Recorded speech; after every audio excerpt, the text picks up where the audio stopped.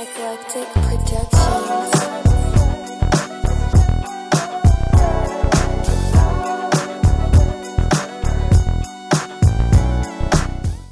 Bienvenue chez ApproximaFit, la salle de sport réservée aux gens qui s'entraînent de façon approximative. Tu en as marre de devoir partager ton espace avec des gens qui te font mal aux yeux avec leurs mouvements corrects, avec leurs exercices bien exécutés? Alors ApproximaFit est fait pour toi. ApproximaFit, c'est la salle réservée aux gens qui s'entraînent en faisant des mouvements au hasard. Ici, tu pourras laisser libre cours à ton imagination sans être dérangé par des gens qui utilisent les équipements correctement. Mais ne nous écoutez pas sur parole, écoutez ce que nos clients ont à dire. Avant, j'étais à la salle et je voyais des gens qui soulevaient lourd avec une forme impeccable et ça me perturbait. Puis j'ai découvert ApproximaFit. Aucun miroir pour être sûr de ne pas pouvoir corriger mon exécution, zéro coach pour que je sois livré à moi-même, et les résultats parlent d'eux-mêmes. En seulement 6 mois chez ApproximaFit, je me suis fait 2 entorses, une hernie discale, je me suis cassé un bras et j'ai les ligaments croisés qui ont lâché. Merci ApproximaFit. ApproximaFit, c'est plus de 30 ans d'expérience dans la médiocrité. Des salles de sport sans miroir, sans coach, où les charges lourdes sont interdites et les mouvements de merde sont encouragés. Alors qu'attends-tu pour rejoindre l'aventure? ApproximaFit? Progresser. Pourquoi faire? HB Team, bonjour et bienvenue dans cette nouvelle vidéo. Si tu es nouveau sur la chaîne, welcome. Fais-moi plaisir et fais péter ton abonnement et active la cloche des notifications pour obtenir 30% sur ton prochain abonnement chez ApproximaFit. Ah non, mais je vais vraiment l'ouvrir cette salle. Et si jamais t'es pas nouveau, bon écoute, ça fait plaisir de te revoir. Toi, tu peux juste abonner quelqu'un de ton entourage. Genre, tu vas chercher ton pote, ta soeur ou ton chien. Tu prends son doigt comme ça et tu l'abonnes. Et bien entendu, à la fin de la vidéo, si tu aimes ce que tu as vu, alors pense à délicatement caresser le bouton like et me faire un petit coucou en commentaire. Ok la team, vidéo spéciale, un peu comme toutes mes vidéos. On va aujourd'hui analyser une catégorie de salles de sport qui me fascine à un point que je ne pourrais pas exprimer. Enfin si en fait je peux l'exprimer. Ces salles de sport me fascinent.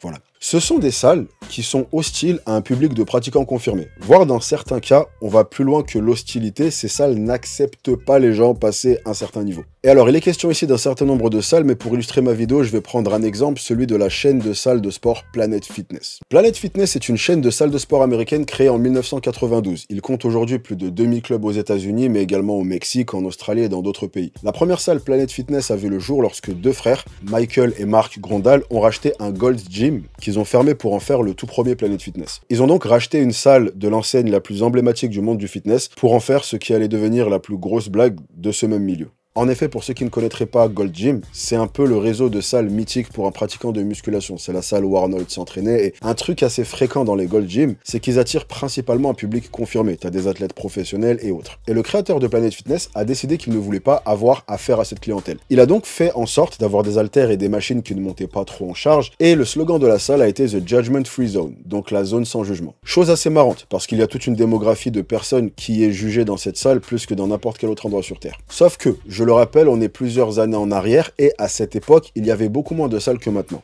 Car aujourd'hui, tu as une vingtaine de salles par arrondissement parisien, n'importe quelle ville, peu importe sa taille, a, vas-y, minimum un fitness park, un basic fit et une salle de sport indépendante. Bref, tu as l'embarras du choix. Mais avant tout ça, tu t'entraînais un peu où tu pouvais. Rien qu'avant que je me mette sérieusement à la muscu, quand je commençais à un peu m'y intéresser, on va dire aux alentours de 2009-2010, fitness park s'apprêtait juste à arriver, idem pour basic fit et néoness. Et il y avait quelques salles axées muscu, mais le seul réseau qui avait des salles un peu partout dans Paris et où que tu étais sûr d'avoir à peu près proche de chez toi, c'était Club Med Gym, d'accord, qui était beaucoup plus axé cours collectif que musculation. T'avais donc des pratiquants de musculation parfois compétiteurs qui s'entraînaient juste à côté d'un cours de Zumba avec Despacito dans les oreilles. Du coup, pour en revenir à Planet Fitness, même si leur ADN était clairement anti-muscu, t'avais des pratiquants qui allaient quand même tout simplement parce que c'est tout ce qu'il y avait à côté de chez eux en fait, et que c'était soit ça, soit 1 heure de trajet aller, 1 heure de trajet retour pour aller s'entraîner. Donc, Planet Fitness a décidé de frapper encore plus fort. Ils ont d'abord commencé par mettre en place ce qui s'appelle une lunk alarme, qui est une alarme qui se déclenche lorsque quelqu'un repose ses poids un peu trop fort ou bien gémit pendant l'effort. En gros, quand tu fais un peu de bruit, que ça sonne.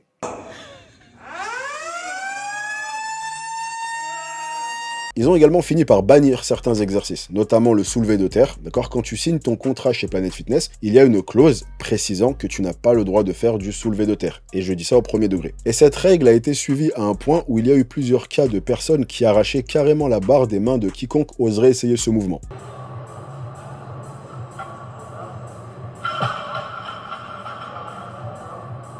Bon, on va même pas rentrer dans le débat de à quel point c'est dangereux de faire ça. Ils ont également interdit les débardeurs pour les hommes et les brassières pour les femmes. En parallèle de ça, ils se sont également lancés dans une campagne publicitaire avec un message qui était de plus en plus clair sur leur position vis-à-vis de tel ou tel groupe de personnes. So, what do you do for a living? I lift things up and put them down. Okay, here's the strength circuit. I lift things up and put them down. And this is our stretching area. I lift things up. Hey, hottie. Looking hot. Me hot. You're hot.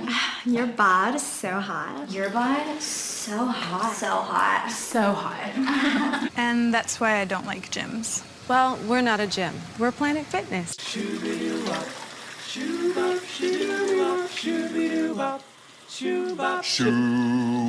shadooby-wop, shooby-doo-wop. Shoo-bop, shadooby-wop. Une campagne donc qui montre un positionnement clair. Chez nous, on ne veut pas de bodybuilder débiles ou de bombes. Bref, une zone sans jugement où on juge quand même pas mal. Planet Fitness est un espace safe et inclusif pour ceux qui veulent simplement s'entraîner, dans lequel on écarte, ridiculise et caricature celles et ceux qui prennent leur entraînement au sérieux. En parallèle de ça, la chaîne semble tout mettre en œuvre pour s'assurer que sa clientèle ne progresse pas. Par exemple, mon concept préféré, c'est le Planet Fitness Pizza Monday. Et le nom parle pour lui-même. C'est un concept dans lequel, le lundi, ils offrent des pizzas à leurs adhérents. Une salle de sport qui offre des pizzas. J'ai galéré à trouver des extraits, mais j'en voulais absolument parce que je voulais pas que quelqu'un pense que j'étais en train de raconter une connerie. C'est pas du troll, ils offrent des pizzas à leurs adhérents. En gros, Planet Fitness a réussi à créer un environnement dans lequel l'adhérent type vient, fait 3 ou 4 machines à peu près au pif, marche 15 minutes à 2 km/h sur un tapis, puis se barre en attrapant au passage une part de pizza pour se récompenser de ses efforts. Ah, et pour y être allé quelques fois, un truc assez récurrent, c'est à quel point tout le monde te fixe. Genre, t'es là en train d'essayer de t'entraîner, et là t'as un mec juste en face en train de faire un leg extension ou autre exercice fait à peu près n'importe comment, et qui te lâche pas du regard.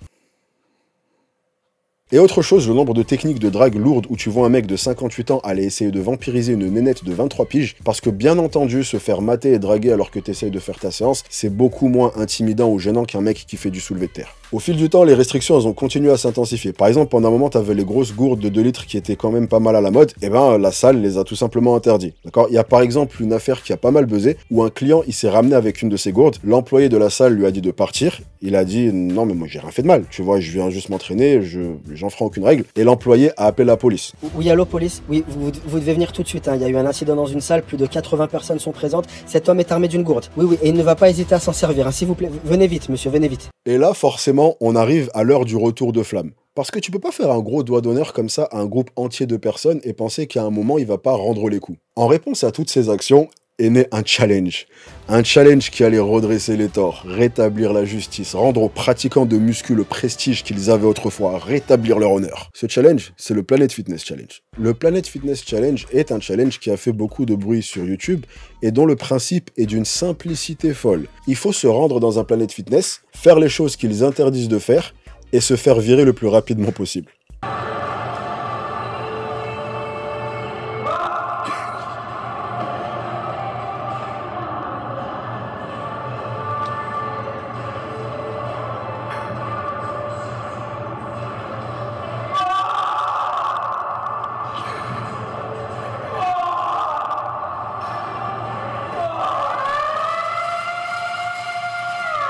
Si tu t'entraînes, qu'est-ce qui est le plus désagréable à entendre? Quelqu'un qui gémit sur ses 2 ou 3 dernières répétitions ou ça là? Genre imagine je fais tout le reste de la vidéo comme ça. Bah imagine que ça c'est ta séance. Bon après pour faire l'avocat du diable, ce challenge a un peu dégénéré, un peu comme tout sur les réseaux, parce que certains voulaient tellement réussir le challenge que lorsqu'ils ne se faisaient pas virer, tout simplement parce que ce jour-là c'était un employé qui est cool et qui voulait pas se prendre la tête avec ça, eh ben ils commençaient à aller un cran plus loin, d'accord, à aller emmerder les gens qui s'entraînaient tranquillement et ils se comportaient comme les derniers des débiles. Tu viens donc prendre part à un challenge pour protester contre une salle qui fait passer les pratiquants de musculation pour des demeurés en faisant une vidéo où tu agis comme un demeuré.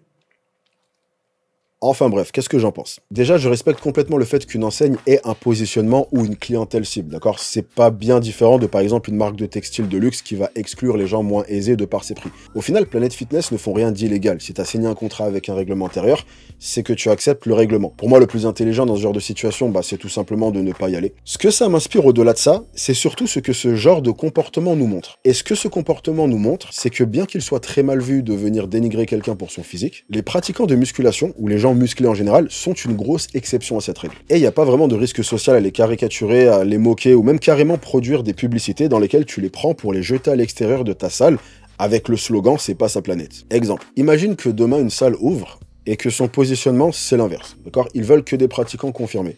Du coup, ils font des pubs, tout le monde a un six-pack, des gros bras, des cuisses et des fessiers développés. Et au milieu, t'as une personne en surpoids qui galère à essayer de faire des fentes, et l'employé de la salle le prend et le jette dehors, puis se retourne vers toi et te dit avec un air tout fier, « Planète Fitness, pas sa planète ». Ça ferait un bad buzz intersidéral, t'en entendrais parler jusqu'à ce que la salle finisse par crouler sous le poids de ce cancel et ferme les portes. Et encore, même pas besoin d'aller aussi loin que ça, même pas besoin de rentrer dans le sujet des personnes en surpoids.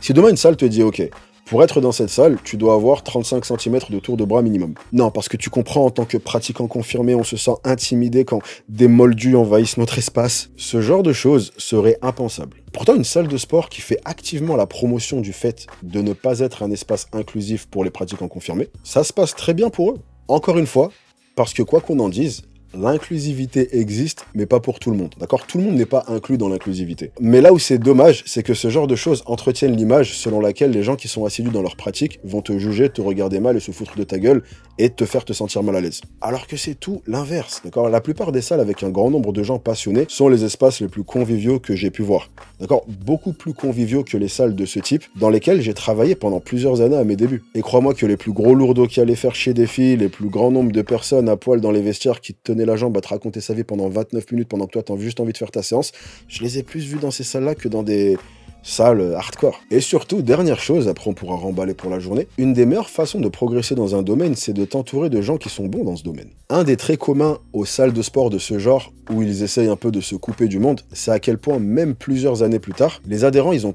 toujours pas eu ne serait-ce qu'un semblant de progression. Tout simplement parce qu'en tant qu'être humain, on apprend énormément par l'observation. Et si tu es entouré de gens qui font n'importe quoi, tu ferais inévitablement n'importe quoi. Les périodes dans ma vie où j'ai le plus progressé, c'était des périodes où j'allais dans des salles où j'étais entouré de gens meilleurs que moi. Tout simplement parce qu'ils me mettaient la barre tellement haute que pour moi, ça devenait la norme, ça devenait le standard à atteindre. Et ça demande beaucoup d'humilité d'en arriver à se faire cette réflexion. Parce que d'un point de vue flatterie de ton ego, c'est toujours meilleur d'être le meilleur de la salle. Mais après, c'est à toi de te poser la bonne question. Est-ce que tu veux évoluer et progresser, ou est-ce que tu veux être cajolé dans ton amour-propre?